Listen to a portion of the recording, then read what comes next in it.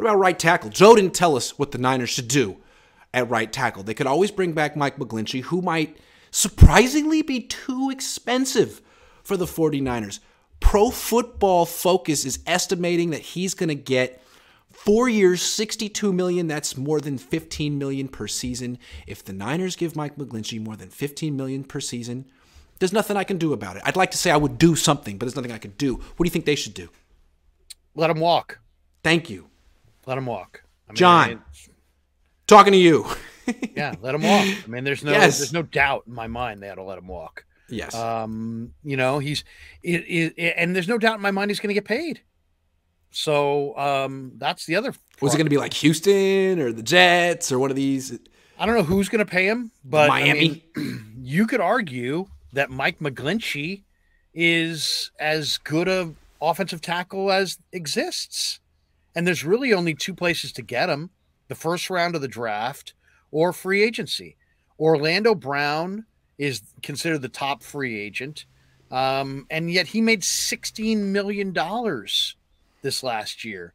So then you got George Fant. Who's George Fant? Cam Irving, and then McGlinchey. And McGlinchey's younger than these other guys.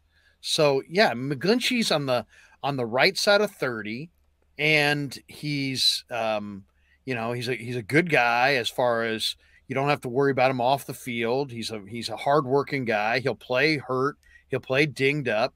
He did that I think at times this year a little bit.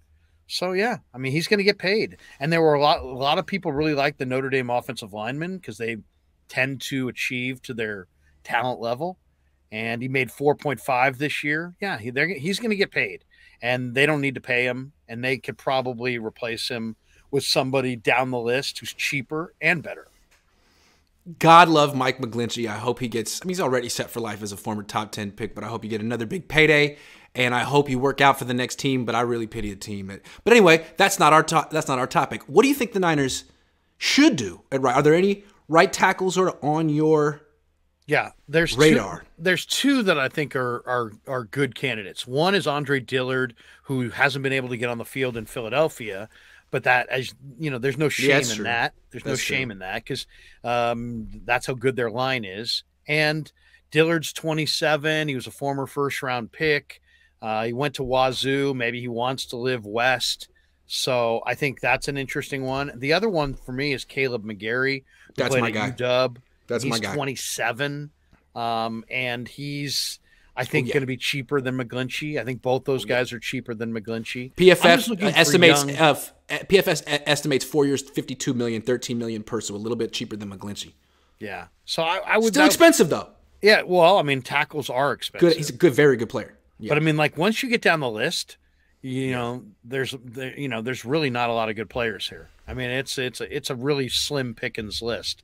They may have to go, with some fill-in guys. I mean, or do they bring back Brunskill? Are they interested in Tom Compton? Billy Turner's out there. But to me, if you're going to replace Isaiah Wynn, but I think the two guys that make the most sense to me would be Caleb McGarry and Andre Dillard. And I think I'd rather have McGarry.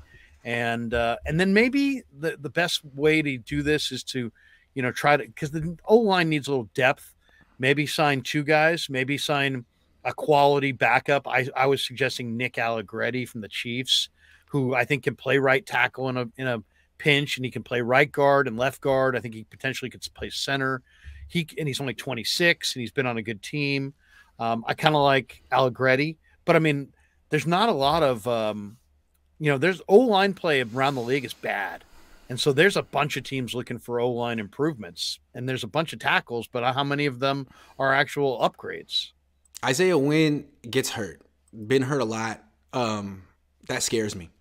And what they could do is they could bring back Colton McKivitz and say, you know what, he's probably not that much worse than Mike McGlinchey, and he'll be way cheaper. So you could be better in other places. But if they want to upgrade at right tackle, they should go get Caleb McGarry. It's not a position you need to necessarily skimp on. I think the best teams have two good offensive tackles, not just one.